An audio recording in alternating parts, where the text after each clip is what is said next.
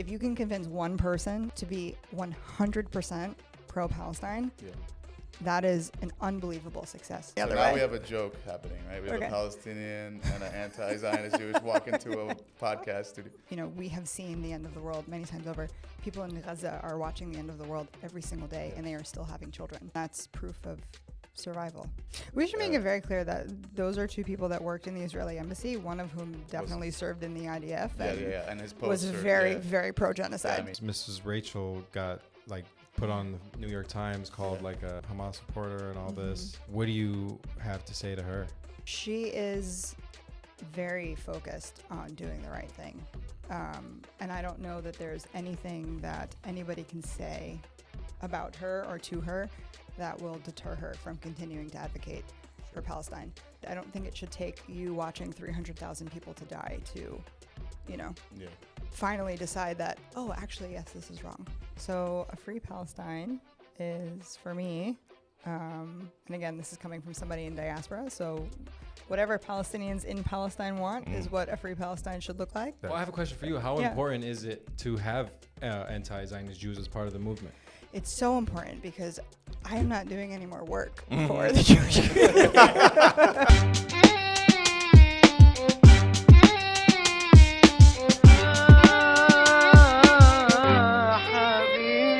Habibi House. What's up, guys? Welcome back to the Habibi House podcast. Today we have a very, very special guest, Jenan Matari. Hi. And you flew all the way from New York just for us, right? Just for you guys. It's I'm not funny. here for anything else. It's funny because isn't Matar airport? Does Yeah, that mean that's right. you're from Yeah. the Matari? airport? No, but it's actually Matari, which is Matari. rain, like my rain. Rain. Yeah, Matar. I thought it was my airport. Yeah. That'd be No. funny. Let's take your Lebanese shit and go somewhere. Matar. Matari. All right, Jenan. So we got a nice little intro for you. Okay. All right, we're thrilled to have with us the incredible Jenan Matari. That's And it. That's the whole intro. That's all we needed.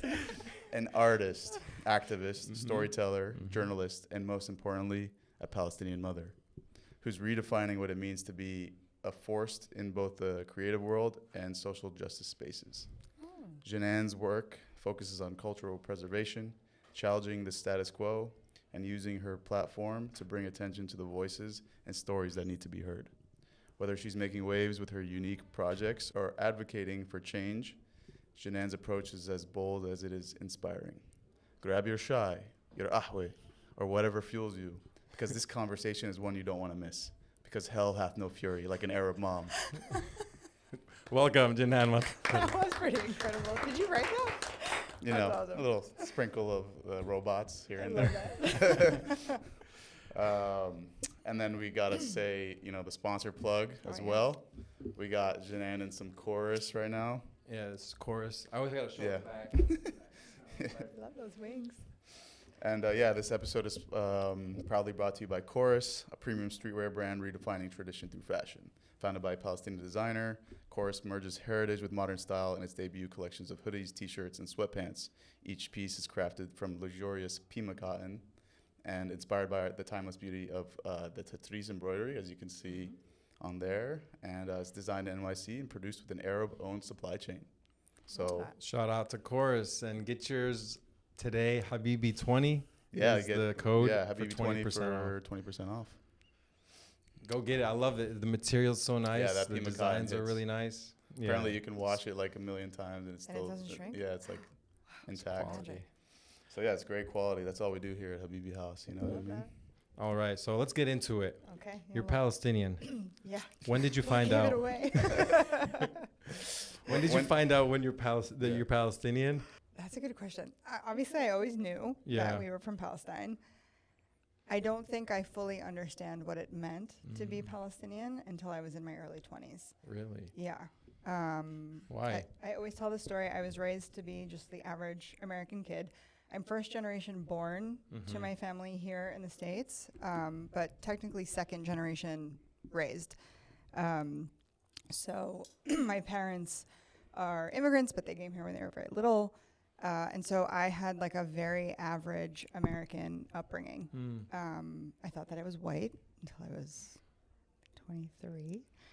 found out that I wasn't because of a group chat that I was in with a bunch of like other, you know, brown Muslim women. Wait, what did they say? And They were like, you know you're brown, right? well, they were like, we were talking about something. It was like an editorial chat. We were writing for a blog, and You were like, as a white woman, you're like, whoa. no, I thumbs up. Everybody was sending a thumbs up, and I sent like a white the one? whitest thumbs up emoji, and everybody was like, "This bitch thinks she's white," and I was like, "What are you talking about? Yeah, I'm white. Like, have you seen my skin?" And that was like my first moment of like, "Oh, okay." Did you go one shade darker? Yeah, I'm 2 shades darker now. Oh, nice. We love the growth. But yeah. But yeah, so I really started exploring that like Palestinian side in my early 20s. It was 2014. It was another assault on Gaza, and I couldn't believe what I was watching. It's essentially what we've been watching, you know, for the last. Like they were mowing the lawn, as they call it. Yeah, exactly. I was watching terrible videos and photos of Palestinian children. And I just couldn't get over the fact that people were sharing them as if they were just numbers, and they didn't really understand that like all of these children had a story, they had a life that was stolen from them. And so I started researching my own family's history in Palestine. You know, my aunt she's a doctorate in trauma psychology, specifically for Palestinian generational trauma. Oh, wow. Yeah. Where? It's really light work. That's Yeah, beginner trauma, yeah. right? So her whole life has been understanding diaspora in the Palestinian community. And so, you know, I remember the first time she was going through her research for another one of her 12 degrees, mashallah, and she had told me that my grandfather was a refugee, and that was the first time that I had found out that I was a descendant of refugees. I didn't know what the Nakba was. We didn't grow up with, you know, stories from my grandfather's childhood. It was, I think, his way of dealing with trauma is that he just kind of kept it to himself. So I didn't get the stories from, you know, Teta and Jiddo and Siti and Sidi like everybody else did growing up. So it took me a little bit longer to get there, but then once I realized like where I should be, I kind of just dove right in. Yeah. So would you say that that awakening in 2014 and, you know, realizing that you're not white and all that, is that the start of your journey into like the journalist side of you and like the investigative side of you? A little bit before that. Yeah. So I went to school for journalism. Okay. I don't know if everybody knows that. Yeah, I have a degree in it. Yeah. So there's always been a part of me that was, you know, a good writer. I was interested in writing. I could connect with people through writing. I've always kind of had some sort of a blog. But in 2014 is when it really shifted into like culture and identity type of work. Yeah, because I mean, like, you're very creative when it comes to your activism, I think, and you marry like the activism, the journalism, and, you know, delivering it in a digestible way for the audience, whether you are Middle Eastern or not. I think you do a good job of giving it blending.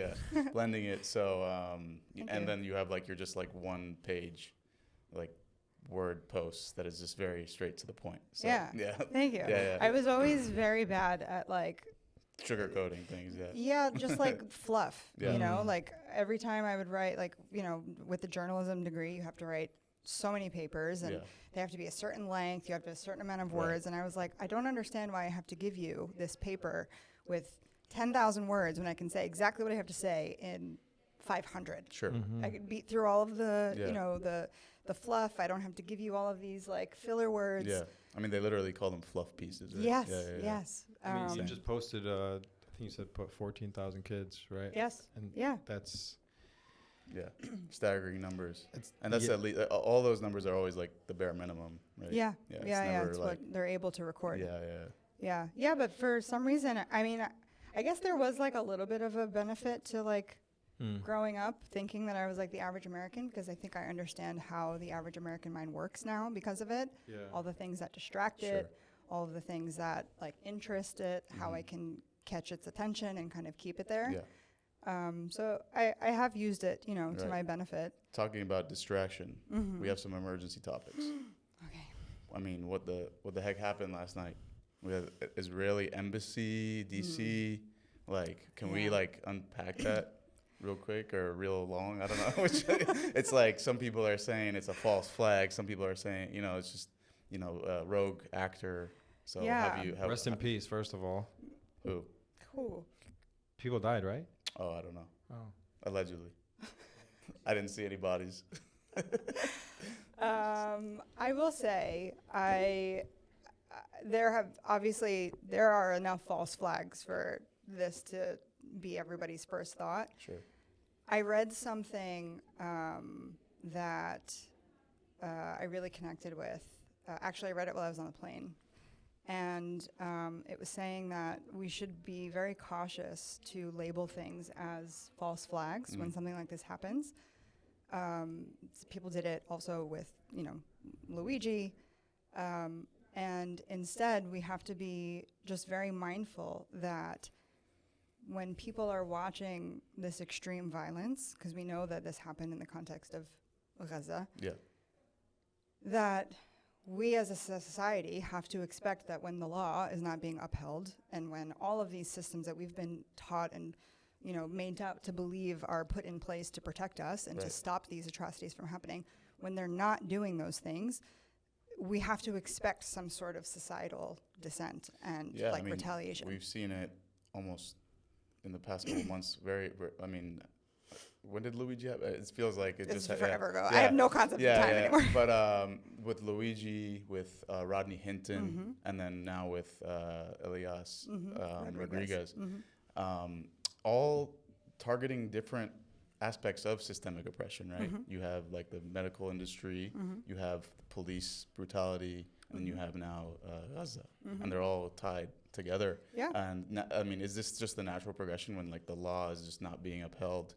This is it. Like you take dramatic measures in dramatic times. Yeah. I don't know. I don't know what the next step is. This isn't to advocate for that type of. Yeah.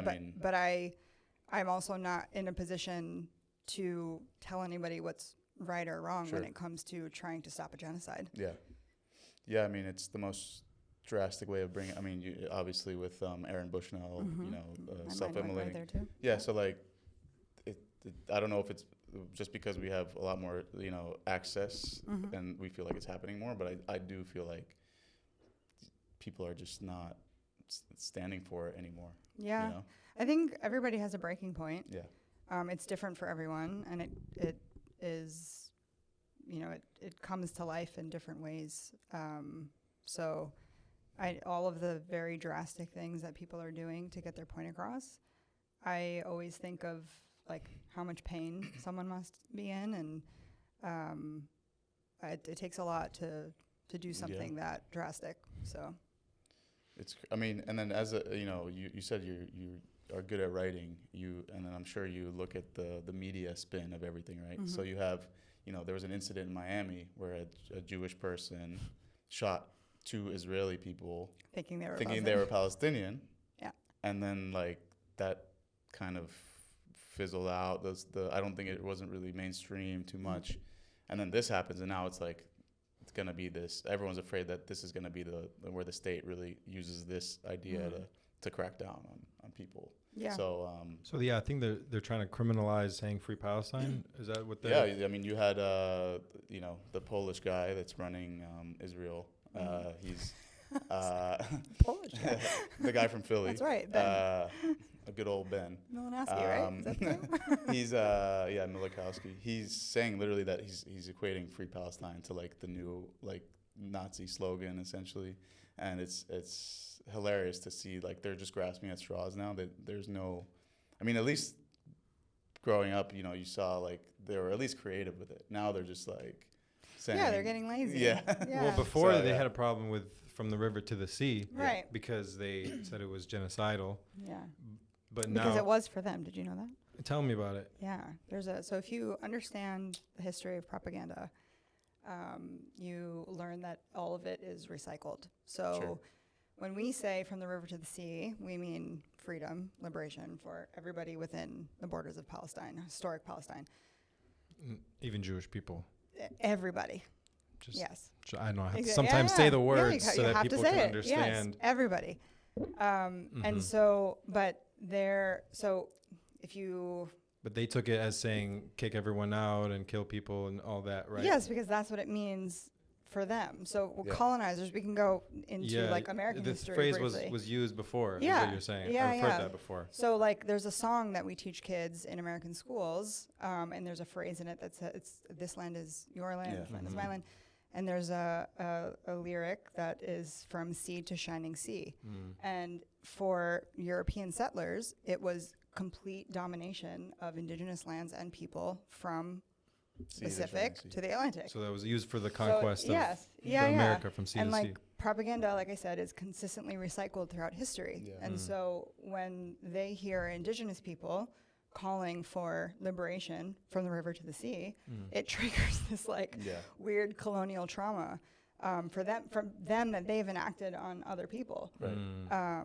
So it's an interesting, like, part of my degree was like understanding the social psychology of, media and propaganda and public relations.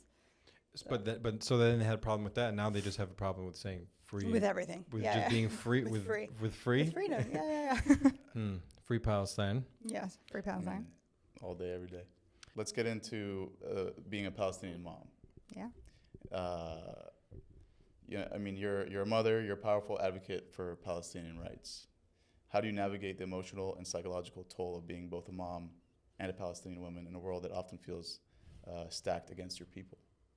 And do you find yourself having to protect your child from the harsh realities of what's going on, or are you teaching them to understand it all from a young age? Those are very heavy questions. And be as comfortable as you. The first feel. one, I think, when it comes to how I get through it, I married a very good man. Yeah, that's a good way to start. Yeah. I couldn't do anything that I'm doing without the support system that I have at home. People always think that marriage is like 50-50, but it's got to be 100% all the time from each person. And sometimes it's more than 100% from one of the partners. So there have absolutely been times, especially over the last 19 months, my son was my youngest was only 1 year old when all this had started. So I had a literal baby when all of this had started. Yeah. Very early in my postpartum. And so I was not, mentally or emotionally okay, but I was just kind of in the zone. I knew that, our community needed more voices. I knew that I needed to be strong. I knew that I was lucky to be in diaspora and to have my children like safely with me at home. And so it wasn't an option for me to be able to like turn it off and focus on like my mental health, which is what a lot of people were trying to advocate for Palestinians to do, especially in the beginning. And so there were a lot of times where I was not all there. And my husband really filled in and made sure that the kids were okay, made sure that if I couldn't have dinner ready, that there was something for everybody to eat. He still takes care of the whole house. Yeah. And he really just lets me focus on this type of work. Incredible. So, yeah, I don't give him enough flowers. Well, now it's permanent. Hopefully It's solidified here.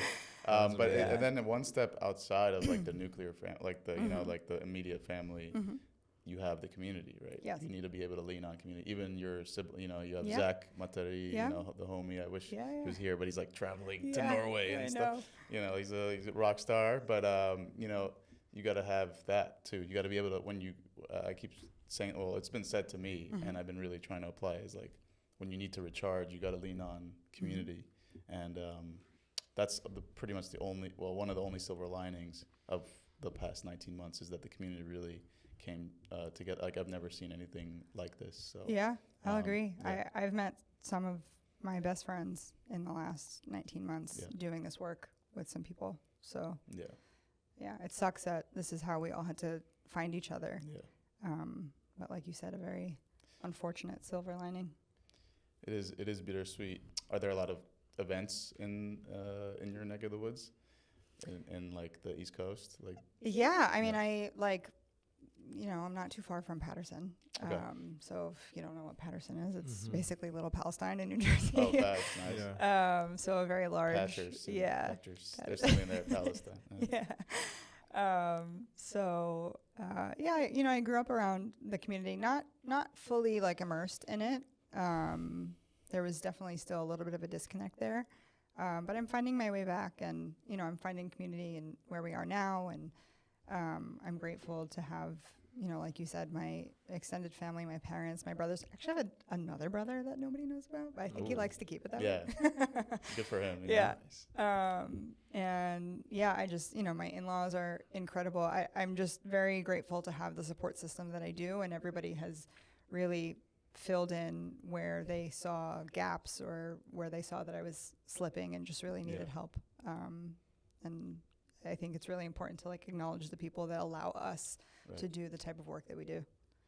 Yeah, I mean, I think we mentioned this before, but the concept of samud, right? Mm-hmm. Procreating is resistance. Mm-hmm. What do you say to, let's say, women out there, or just people wanting to start a family but feeling very reserved and hesitant in these times? They're like, oh, what am I bringing my baby into? How do you feel about that, and what do you say to people that are hesitating? So for me personally, I don't know that I've ever hesitated to want that family. I always kind of acknowledged that the world was going in some dark places. Right. But I heard something. I was watching a documentary with a bunch of climate activists, and there was an indigenous woman who talked about how procreation, that's a weird word. I don't like that word. It's very scientific. It is. Reproducing? It's just building your family, having children as indigenous people is a way to kind of ensure that the world will always have people to protect it. And everybody thinks that it's the end of the world, right? Every generation that has ever existed on this planet is convinced that they're going to be the last one to see it. Sure. And I think what isn't always recognized is that indigenous people all over this planet have experienced their end of the world many times over. Mm. And the only way that they have survived it is to continue bringing indigenous children into this world. And like I said, it's a way to ensure that there is a next generation of people who will continue to fight for the planet, who will work hard to protect the planet and all of its living beings on it. And so whenever somebody is hesitant to have kids specifically for that reason, because there's a ton of reasons why somebody should not bring kids into this world, but specifically when it comes to, being concerned with the state of the world, that's something that I always mention to them, is that, we have seen the end of the world many times over. People in Gaza are watching the end of the world every single day, and they are still having children. Yes. And that's proof of survival. I have a question for you. You've never interviewed a mom. I know, right? Well, I think we have. Yeah, well, for Farah, sure. I don't know if you know Farah Nabolsi. She's the director. Yeah, we just had her. Well, we did it an express episode somewhere. Yeah. She got grown kids. She's incredible. Yeah, she's great. Speaking of moms, Mrs. Rachel got put on the New York Times, called a Hamas supporter and all this. What do you have to say to her? Miss Rachel and I are Instagram buddies. I don't know if you knew this. Now we know. Yeah. So we've had some lovely conversations in DM. What do you say to each other? Just checking in on each other as moms. Me, obviously, I'm nobody, so I check in on her, especially when the news cycle is very crazy when it comes to, her being the headlines of things like that. Yeah. But she is very focused on doing the right thing. Mm-hmm. And I don't know that there's anything that anybody can say about her or to her that will deter her from continuing to advocate for Palestine. And it's actually something that not to toot my own horn, but a year ago, she had posted her first thing about Palestine, and she had, the kids. Yeah, she got, it was literally just stop bombing kids. Yeah. I don't even know that there was anything about Palestinian kids in it. And people were like, what? Yeah. How dare you say that? And she even, it was a post, and she included Gaza. She didn't say Palestine. She said Gaza. She said Ukraine. She said Sudan. She said the Congo. So it was a ton of kids, and they just came for her throat. And I remember her posting a video of her crying at night, saying that the bullying had gotten so bad. But she was like, but I can do this. I know that this is right, and I know that I have to push through. And I had made a video of that video, just being like, this is a person, specifically a mother, but this is a person who has decided that she will push past her own discomfort to advocate for what's right. And like, it's only going to get stronger. And that's exactly what's happened. Her language has gotten more direct. She has specifically said Palestine, Palestinian kids. You know, there are a lot of people who will only say the word Gaza, who will call Palestinians in Gaza Gazans because they don't want to say the word Palestinians. So her language is evolving with each post, and it's getting stronger and more direct, and being able to like survive that, like, you know, smear campaign is a very big thing for somebody in her position. And then seeing her collaborate with Mahdi Hassan was cool. Yeah. Seeing that crossover. Yeah. That was really cool to see. And we'd like to officially invite Miss Rachel on the podcast. Well, Miss Rachel, and I think I just saw Alana Hadid post about her and Mahdi are collaborating in June. Yeah. So they're going to be here in LA next month. So that's so really Mahdi, cool. I guess. Yeah, come on. Yeah. Pull up. Brown Alana, boys. you're cool too. You know, you're like, But we go way back. One of I hate to be this guy, but with Miss Rachel, you're talking about the. You love to be language. this guy. You love to be this guy. I know I do love to be this guy. I don't even know what he's going to say, but well, he's loving this moment. I might know. Go ahead. Well, Yeah, there same. have been some eyebrow-raising posts where you see in the X comments or Instagram comments, it's like they got to her. You know what I mean? They being the opposing side, you'd say, where she posts something and she literally has just immediately turns off the comments, and it's about like even today about the two people at the embassy. We should make it very clear that those are two people that worked in the Israeli embassy, one of whom definitely served in the IDF. And his posts was are very pro-genocide. Yeah, I mean, he's to me, he's a terrorist. Yeah, he is. And they shouldn't be walking around peacefully. That's my take. Anyway, I do not agree with that opinion. I know you don't. For the record, I don't think anyone should die, and I think this kind of goes back to what Miss Rachel was saying, which is like she's advocating for innocent people not being killed, but they're not innocent. I'm just saying in general. I mean, I've seen a couple of her posts before where I guess some would say she's both siding it, but I mean, how do you feel about that? Yeah, I mean, very clearly, I will say I will never advocate for people dying. Of course. But it is a very important distinction to understand that the two people who were the target of last night's events were not random people off the street. They were coming out of an event about the genocide happening.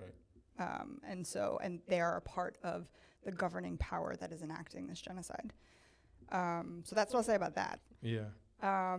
When it comes to Miss Rachel's stuff, I think that she is very much the epitome of somebody who might not know all the things there is to know about colonialism, but just genuinely feels for like people, like just genuinely wants to like see everybody happy and healthy. And there is, like when there is a moment in your journey when you do understand what being decolonial actually means, and I think that we need to be decolonial to understand what Palestinians are struggling for, how to achieve freedom, what it should look like. But seems like people are learning. Yeah, they're learning. It's maybe they don't know how to necessarily speak or what terms to use or how to approach things. Yeah. So, but a lot of people I feel like are learning, are being more vocal, even if they've like held their tongue for a while. You see that as good, right? And you're like the type of person to educate them. Yeah, I mean, I definitely think we're in the, or we're at least approaching the like everybody will have always been against this phase. Yeah. So I go back and forth with like great for you that you're. Mm-hmm. You I know, posted speaking that of, one, but- all eyes on Rafah once, Yeah. and I did my part. you Yeah, know? yeah, or not even Yeah. that. You know, Or not like even, yeah. yeah. I like. One day we'll. There's be a against this. yeah. There's a lot of things that have happened over the last 19 months that I feel like a genocide should not have been the catalyst for people to, you know, find themselves or figure out what they're supposed to do in this world, or, you know, suddenly find God. I don't think it should take you watching 300,000 people to die to, you know, Yeah. finally decide that, oh, actually, yes, this is wrong. Mm-hmm. Yeah, I mean, we could have a whole episode on that, but I think people are just, you know, a lot of people, it didn't affect them, so, you know, and they started to see stuff, and then they didn't know that their silence was complicity. Yeah. I mean, everybody has I am reminded every single day that people are not exposed to the same things that I'm exposed to. Mm-hmm. There are a ton of people who, when I put out a new like educational video, will be like, what's the point? Everybody already knows what they need to know about Palestine. It's not true. yeah. And I will actually credit my hairstylist for that. Tell me. I went to her, the first time that I went to her salon, we were just having a conversation, and she was asking me what I did, and I was kind of like, you know, beating around the bush, because you just never know. Right.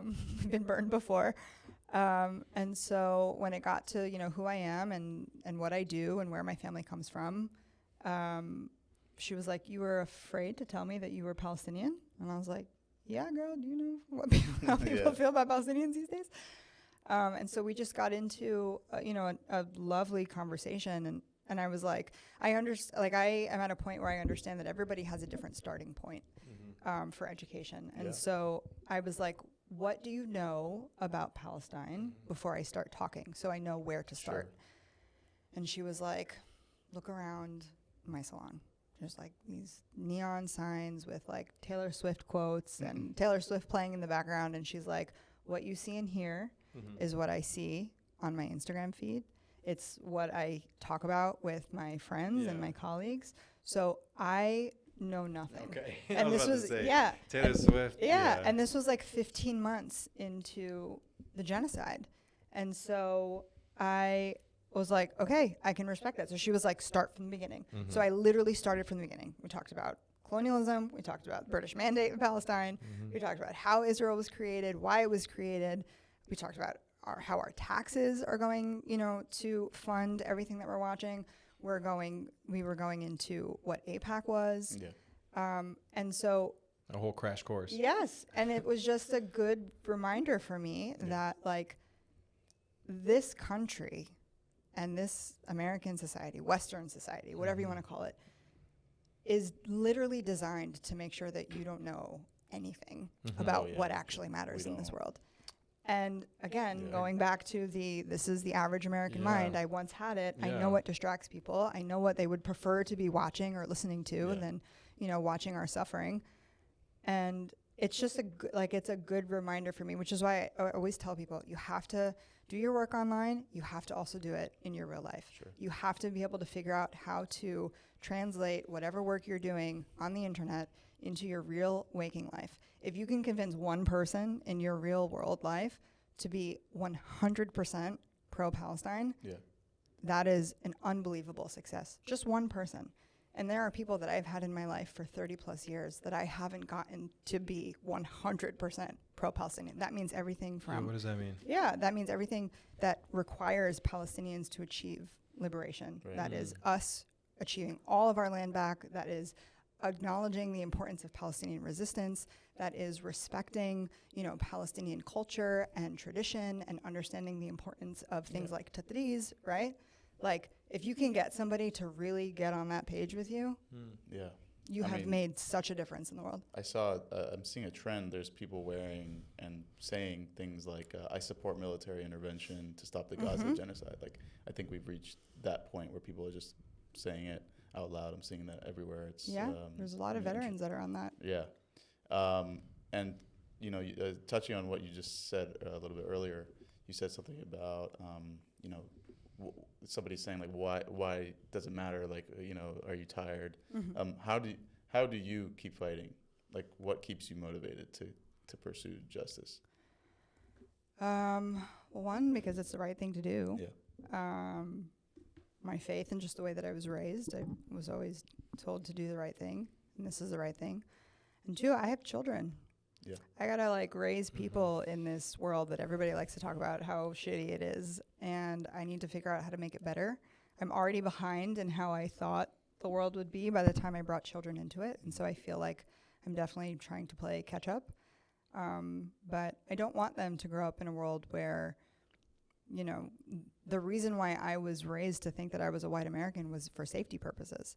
I don't want them to have to live in a world where they can't tell people who they are or where our family comes from because they don't know how they're going to react, or they don't know if they'll be safe, or they have to, fight for the fact that their identity is real in a classroom setting, which a lot of kids have to do.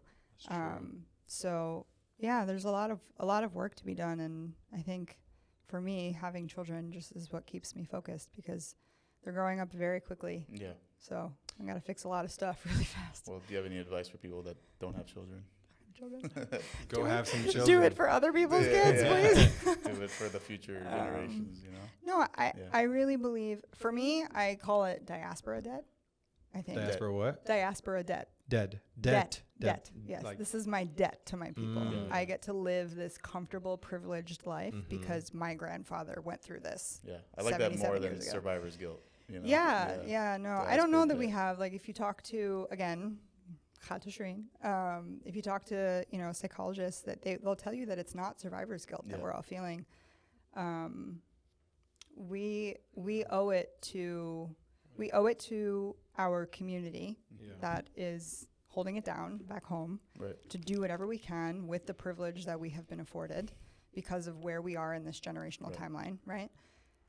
And we also just owe it to the world to make it better. Like, a lot of people exist on this planet thinking that it owes them, that like they can just take and not give anything back and not put any effort into making sure that they are not causing any harm to anyone or to the planet itself. And so I think that we have to reprogram our minds to understand that we don't get to just move on this planet and whatever happens. Like, we have to move with intention. We have to do things that make it better. We have to leave this place better than how we inherited it. And the way that we inherited it is pretty trash. So we have a lot of cleaning up to do. And so, you have to be very intentional with the way that you live your life. Let's talk about your book. You have a children's book out. I do. Yeah. I have a children's book out. Let's talk about it. It's called Everything Grows in Jiddah's Garden. Love that. Jiddah means grandfather. Yeah. Yes, in Arabic. And garden. And garden. No, I'm sorry. And it is the story of my grandfather, Muhammad. God bless him, he's 89 years old and he's still gardening every single day. But it's how I learned about why his garden was so important to him while I was growing up. Again, average American mind. I was like, why is this old man, he's been old my whole life. So I was like, why is this old man breaking his back with this garden every single day when you can go to the grocery store and just buy fruit, just buy cucumbers? Like, you don't have to go through all this. And What did he say? I never asked him. Oh, okay. This all came from an interview that I did with my grandparents 3 years ago. And they were telling me, just their life story. I think it's really important that we record our elders, and that we have, some sort of like visual of them telling their own stories for future generations, because it's different when you get it from the source versus when it's passed down, orally.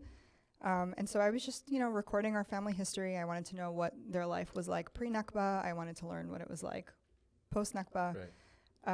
All the things that, like I said, he didn't talk about while I was growing up. And in the middle of, recording all of this history, my grandmother tells me this story about, I learned that my great-grandfather taught my Jiddah how to garden. He was a landscaper in Palestine pre-Nakba. And my grandmother was telling me a story about how when they had finally made it to Jordan, My grandfather was, finally successful, and they built their own house. And it was during the Civil War. It was called Black September. And they couldn't leave their house. They had 2 kids. One of them was my mother at the time. They couldn't leave their house without being afraid to get shot in the crossfires of the Civil War. And so I was like, how did you get food? That was the first thing that came to mind with 2 little kids. And she was like, well, Jiddo had a garden in, the courtyard of our home, and we lived off of his garden. Yeah. For weeks. Wow. And so that was the moment where I was like, okay, now I understand Jiddo's connection to his garden. And also over the years, I've learned the importance of, indigenous connection to land. Yeah. So the book is meant to be it's an honor, it's to honor that story and his life as a Palestinian Nakba survivor, but also it's an introduction for children to understand indigenous connection to land and a starting point to start learning about the Nakba. Right. Well, talking about recording and interviews, you don't do podcasts that much, do you? Because I feel like this might be your first Arab podcast that you've been on, or Arab American at least. No, I've done a couple. Why am I bad at it? No. I just have. You don't do. How about in person? I've never done in person. This is my first in-person podcast. You're doing amazing. Am I? Because I keep my teeth are hitting honestly, the mic. we need it. Can you stay on? You're part of our podcast now. Wait. So first podcast ever in person? Ever in person. Wow, I've always done virtual. amazing. Yeah. Let's go. Yeah. All right, Well, now you can't leave. Yeah. Now I'm never doing it any other way. So now we have a joke happening, right? We have a Palestinian and an anti-Zionist Jewish walk into a podcast studio. This is Matt Lieb, everybody. He's in the house. Hey, what's What's up? up, Matt? Hey. He's really tall. Yeah. He's Yeah. like If you thought you were tall, I saw some. think again. I saw like a X. too loud. I guess it was Twitter when you tweeted it. Mm-hmm. You said like something about people say 6'5" and 3/8 or something. Yeah. Well, I Is mean, that the specific? I am 6'6", Yeah. but I'm 6'5" and a half and a quarter. So I'm 6'5" and 3/4. But with shoes on, I'm 6'6". I'm 6'6". That's the most important part. That's the I'm Okay. 6'6", guys. A lot of people like to dispute that. Get the measuring tape out right Yeah, now. you can get the measuring tape out right now, but make sure my shoes are on. Shoes count. Yeah. Hair doesn't. Okay. So the boots, so the 3-inch lift in the boots count, but not the hair. That's right. Okay, cool. Goddamn right. Gotcha. So gotcha. what did you do during your adolescence to make sure that you're 7 feet? What I did was every night I would stretch my legs out. Literally, I would do this. Okay. And I would just be like, just be taller than my brother. Just be taller than my brother. Because I thought that would mean that I could beat him up. Turned out it was just, he just would beat up a really tall me.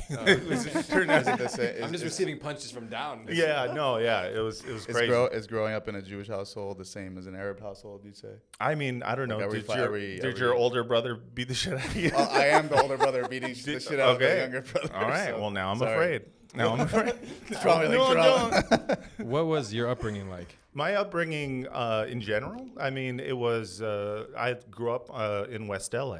I have an older brother and I have a twin sister. Is she also 6'6"? No. She's 8 feet tall. Yeah, it'd be crazy. That would be so sad. How tall are you? I'm 5'8". Actually, that's really tall That's for tall. a girl. That's perfectly fine. That's a great height. Yeah. It's a great height. So you identify as an anti-Zionist Jew. Yes, I am an anti-Zionist Jew. As a Palestinian. And you identify as a Palestinian? Zionist Palestinian. You should go on the record being like, no, I don't. Absolutely not. Yeah. Fucker on the internet. It's gonna pull some shit. Yeah, that's true. Yeah. People like to clip things. They and love it. Put it out of context. Well, I have a question for you. How Yeah. important is it to have anti-Zionist Jews as part of the movement? It's so important because I am not doing any more work Mm-hmm. for the Jewish 100%. The baton's off to you. 100% agree. So thank you for doing that. Yeah. So that we don't have to. Yeah. Gotta be the most annoying thing in the world, I think. This is, without being a Palestinian, I can only imagine how fucking annoying it is to have to hold the hands of people who are supporting a genocidal apartheid state because you don't want to hurt their feelings. Or burst their bubble. Yeah, it's insane to me. It's just one of those things that makes me like mad whenever I see people tone policing people, because I'm just like, it's for the sake of your weak ass fucking feelings that you're tone policing literally everyone around you, and at no point can you look outside of yourself. It's a level of narcissism that I thought was not possible. Right. It's like we're in the future now, and instead of like flying cars, we just have like technologically advanced ways of giving a shit about only yourself, which is wild to me. Yeah. So do you think that you have to police tone yourself, or you decided not to? I don't tone police people. Okay. I especially now, it's become one of the things where after October 7th, everyone, well, not everyone, but a much larger group of people in the United States started becoming aware of what Israel is. And because of that, they are sort of in the process of discovering how to talk about it. And some people make it their job to be like, don't say that. That's not the right way to do it. That's not the right way to do it. And I think that those people are incredibly counterproductive. And I understand the impulse, and it comes from a place of their own personal comfort. Sure. And at some point you have to be like, does your own personal comfort like supersede genocide? How insane do you have to be to just be like, it gives me the ick when you say Zionist. And it's like, well, we're going to talk about it. Yeah. So either get on Can board. we not use the word genocide? Yeah, can we not? Is there like a softer, sweeter term for killing women and children? Yeah. What do you guys see a free Palestine looking like? So a free Palestine is, for me, and again, this is coming from somebody in diaspora, so whatever Palestinians in Palestine want is what a free Palestine should look like. So that's what supersedes. That's what supersedes everything. Yeah. Because usually I, as an Arab who is not Palestinian, defer to the Palestinians in the diaspora, the ones over there. So goes what they want, and then you, and as a person in the diaspora, Yeah, so I mean, the way I imagine you want it them is, to be free. Yeah, I want my people to be free in our homeland, from the river to the sea. That includes dignity and freedom and justice for all people who are living in historic Palestine, regardless of faith, of cultural identity, and whatever our family wants in Palestine for Palestine is what diaspora helps them work towards, and that's my answer. And Matt? Same. You're like, whatever she wants. No, I mean, like literally. That's the correct way of looking at it, especially since like negotiating it seems to be the big like thing that it's almost like it's like the Zionist gotcha. Well, what should happen? And it's a very simple answer, which is whatever the liberated people of Palestine want to happen. Yeah. And that's the thing. Anything can happen, but we are putting the cart before the horse when we start negotiating. Like, so the settlers in the West Bank, and it's just like, shut up. No, Yeah. I'm not. They can go. Yeah, I mean, clearly. I mean, to me, it's whatever the liberated people of Palestine want. Yeah, even as a Palestinian in diaspora, I cannot speak on behalf of people in Palestine. We all have to, like you said, we all have to understand our place. It's not about us. It is about the people who deserve freedom. Yeah. Well, and coexist bumper stickers for everybody. Right. I'm done. Delete this whole thing. Get out.